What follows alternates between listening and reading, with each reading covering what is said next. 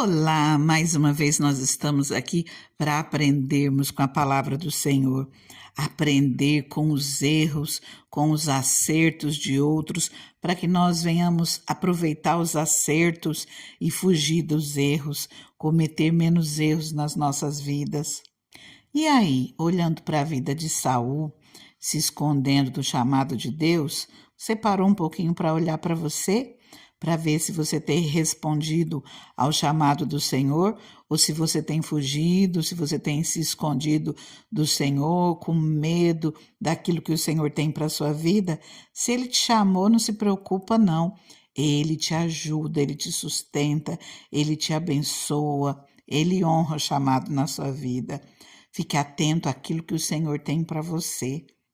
Apesar de Saul ter fugido num primeiro momento, ele assume aquilo que o Senhor colocou nas mãos dele e no momento certo ele começa a batalhar por Israel. E Saul começa a liderar a nação de Israel num tempo que ela está muito dispersa. Naquele tempo eles não tinham um líder central além de Deus. Eles não tinham nenhum governo formal. E foram tempos de dificuldades onde se levantaram contra eles. Nações vizinhas se levantaram, mas o Espírito de Deus que estava sobre Saul encheu ele de ousadia, deu sabedoria e ele conseguiu reunir todas as 12 tribos, muitos homens daquelas 12 tribos, e ele conseguiu consolidar a nação de Israel, conseguiu unificar o povo. Em 1 Samuel, no capítulo 11, versículo 15, diz: Assim, todo o povo foi a Gilgal e proclamou Saul como rei na presença do Senhor. Ali ofereceram sacrifícios de comunhão ao Senhor, e Saul e todos os israelitas tiveram momentos de grande alegria. Eles estavam alegres, o povo estava reunido, eles estavam se sentindo uma nação forte com Saul como rei. Saul começa muito bem. Em 1 Samuel, no capítulo 13, diz assim: Saul tinha 30 anos de idade quando começou a reinar e reinou sobre Israel 42 anos. Saul escolheu 3.000 homens de Israel, 2.000 ficaram com ele em Micmas e nos montes de Betel, e 1.000 ficaram com Jonatas em Gibeá de Benjamim. O restante dos homens ele mandou de volta para suas tendas. Jonatas atacou os destacamentos dos filisteus em Gibeá. Os filisteus foram informados disso. Então Saul mandou tocar a trombeta por todo o país, dizendo: que os hebreus fiquem sabendo disso. E toda Israel ouviu a notícia de que Saul tinha atacado o destacamento dos filisteus, atraindo o ódio dos filisteus sobre Israel. Então os homens foram convocados para se unirem a Saul em Gilgal. Os filisteus reuniram-se para lutar contra Israel com 3.000 carros de guerra, 6.000 condutores de carros e tantos soldados quanto a areia da praia. Eles foram a Micmas, a leste de Bet-Aven, e lá acamparam.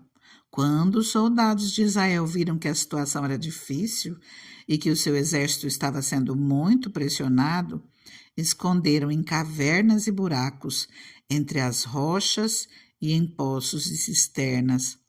Alguns hebreus até atravessaram o Jordão para chegar à terra de Gade de Gileade. Saul ficou em Gilgal e os soldados que estavam com ele tremiam de medo. Ele esperou 7 dias, o prazo estabelecido por Samuel, mas este não chegou a Gilgal. E os soldados de Saul começaram a se dispersar. E ele ordenou: tragam-me o holocausto e os sacrifícios de comunhão. Saul então ofereceu o holocausto. Quando terminou de oferecê-lo, Samuel chegou e foi saudá-lo. Perguntou-lhe Samuel: o que você fez? Saul respondeu: quando eu vi que os soldados estavam se dispersando e que não tinhas chegado no prazo estabelecido, que os filisteus estavam reunidos em Miquimás, pensei: agora os filisteus me atacarão em Gilgal, e eu não busquei o Senhor. Por isso senti-me obrigado a oferecer o sacrifício. Disse Samuel: você agiu como tolo, desobedecendo ao mandamento que o Senhor, o seu Deus, lhe deu. Se você tivesse obedecido, ele teria estabelecido para sempre o seu reinado sobre Israel. Mas agora o seu reinado não permanecerá. O Senhor procurou um homem segundo o seu coração e o designou líder do seu povo, pois você não obedeceu ao mandamento do Senhor. Então Samuel partiu de Gilgal e foi a Gibeá de Benjamim. Nós vemos que Samuel começa tão bem, adorando a Deus, obedecendo ao Pai, mesmo com medo, sendo humilde. Ele responde ao chamado do Senhor, oferece sacrifício de gratidão, consegue reunir todo o povo. E aí, no momento que ele está pressionado, num momento onde ele acha que tudo está saindo pelo meio dos dedos, ele não confia no Senhor. Ele acha que tudo está dando errado e ele não obedece aos mandamentos do Senhor. Ele fica tão desesperado por querer ajuda que ele mesmo toma as rédeas nas mãos. E ali, em meio ao desespero, Saul age de maneira insensata, age impensadamente, e ele desobedece ao mandamento do Senhor, e ele mesmo vai e oferece o sacrifício, vai e oferece o holocausto, sendo que somente os sacerdotes podiam fazer isso. E ele desobedece esse ensinamento do Senhor. E como consequência desse erro tão grave, Samuel fala para Saul que o Senhor não vai mais estabelecer o reino dele como o Senhor sonhava, como o Senhor havia preparado. Deus começou a trabalhar na vida de Saul de uma maneira extraordinária. Deus estava querendo construir uma nova identidade em Saul, a identidade de libertador, a identidade de rei. Deus queria fazer de Saul um instrumento para a execução do plano de salvação no período de transição da monarquia. Mas logo no início do seu reinado, ele vai e pratica algo tão grave que desagrada ao Senhor. Infelizmente, ele caiu no erro que destrói muitos homens poderosos. Ao invés de manter sua humildade diante de Deus, como servo do povo, ele começou a se preocupar com a sua própria posição e honra. Como os políticos de hoje que vivem ansiosos com as pesquisas, Saul dava ouvidos às opiniões do povo, quando deveria ter olhado sempre para a vontade de Deus como único padrão do seu procedimento. Saul baixou seus olhos para agradar os homens e, ainda pior, para proteger a sua própria imagem. Com essa mudança de foco, Saul se tornou um péssimo rei. E as escrituras frisam 5 exemplos graves de suas falhas, sendo que algumas delas nós veremos juntamente com a história de Davi. No capítulo 14, nós já vemos a diferença daquele que confia no Senhor, que não fica apavorado, morrendo de medo. Aqui, tanto Saul como Jonatas, seu filho, está junto com o exército, acampados perto do destacamento filisteu. E ali Jonatas, ele convida um escudeiro e eles saem de fininho, saem escondidos. Aqui, a partir do versículo 6, diz assim: Jonatas disse ao escudeiro: vamos ao destacamento daqueles incircuncisos. Talvez o Senhor haja em nosso favor, pois nada pode impedir o Senhor de salvar, seja com muitos ou com poucos. Que você já tome essa palavra para si, eu vou repetir. Vamos ao destacamento daqueles incircuncisos. Talvez o Senhor haja em nosso favor, pois nada pode impedir o Senhor de salvar, seja com muitos ou com poucos. Disse ao escudeiro: faze tudo o que tiveres em mente, eu irei contigo. Jonatas disse: venha, vamos atravessar na direção dos soldados e deixaremos que nos avistem. Se nos disserem: esperem aí até que cheguemos perto, ficaremos onde estivermos e não avançaremos. Mas se eles disserem: Subam até aqui. Subiremos, pois este será um sinal para nós de que o Senhor os entregou em nossas mãos. Então os dois se deixaram ver pelo destacamento dos filisteus, que disseram: Vejam, os hebreus estão saindo dos buracos onde estavam escondidos. E gritaram para Jonatas e seu escudeiro: Subam até aqui e lhes daremos uma lição. Diante disso, Jonatas disse a seu escudeiro: Siga-me, o Senhor os entregou nas mãos de Israel. Jonatas escalou o desfiladeiro, usando as mãos e os pés, e o escudeiro foi logo atrás. Jonatas os derrubava, e seu escudeiro logo atrás dele os matava.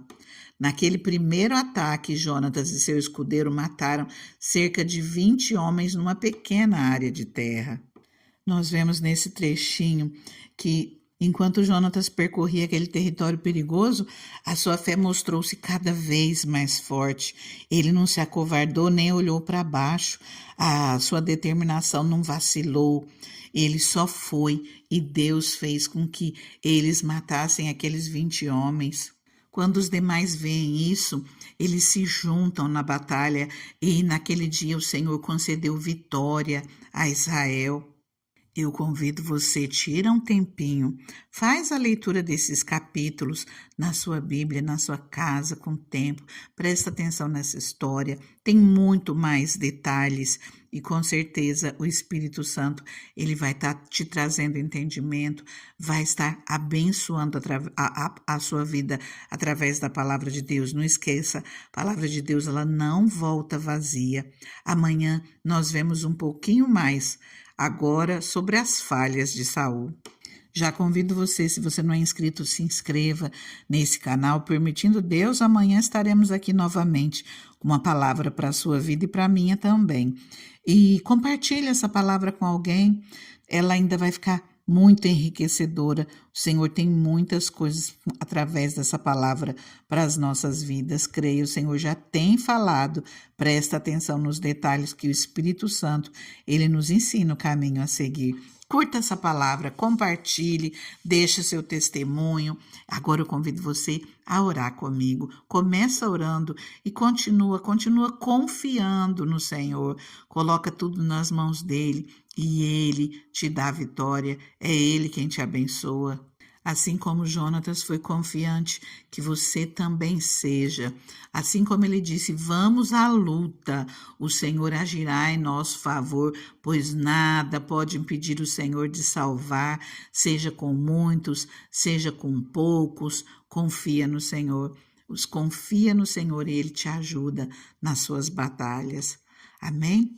Pai querido, Deus santo, Deus todo-poderoso, Deus criador dos céus e da terra, Senhor, nós estamos aqui, Pai, olhando a Tua palavra, Senhor, querendo aprender mais através dela, Pai, e querendo, Senhor, meu Deus, não apenas informações, mas querendo que o Teu Espírito Santo nos dê sabedoria, que o Teu Espírito Santo venha tocar as nossas vidas, nos ensine, Senhor, o caminho que nós devemos seguir, Pai, que nós possamos também aprender com os erros, Pai, para nós não cometermos os mesmos erros, Deus. Nos perdoa, Senhor, de tudo aquilo que nós já fizemos que de uma maneira ou de outra tem te entristecido, Deus. Nós pedimos, Senhor, apaga todas as nossas falhas, Senhor, e nos ajuda a sermos melhores, Pai. Senhor, não retires de nós o Teu Espírito Santo, Deus. Nós vemos, Pai, como Saul cometeu erros, Pai, e o Espírito Santo estava com ele, mas quando nós começamos a entristecer demais o Espírito Santo, ele sai das nossas vidas, que isso nunca aconteça conosco, Deus, que nós possamos corrigir os nossos caminhos e que o Espírito Santo tenha liberdade nas nossas vidas. Nós te pedimos, Deus, age a nosso favor, Pai. Ajuda-nos, Senhor, nas nossas lutas, nas nossas batalhas. Assim como diz essa palavra, Senhor, nada pode impedir o Senhor de salvar, seja com muitos, seja com poucos. Agindo Deus, quem o impedirá? Nós pedimos, Senhor, o teu favor por nós, Pai. Age em nosso favor, no nome de Jesus. O Senhor conhece todas as nossas lutas, o Senhor conhece todas as nossas batalhas e nós te pedimos, Deus, sê conosco, Deus, e nos dê a vitória, no nome de Jesus. Amém? Continua orando, entrega tudo nas mãos do Senhor, confia nele, ele é Deus poderoso, Deus que tudo pode e ele está contigo. Fica com ele, fica na paz.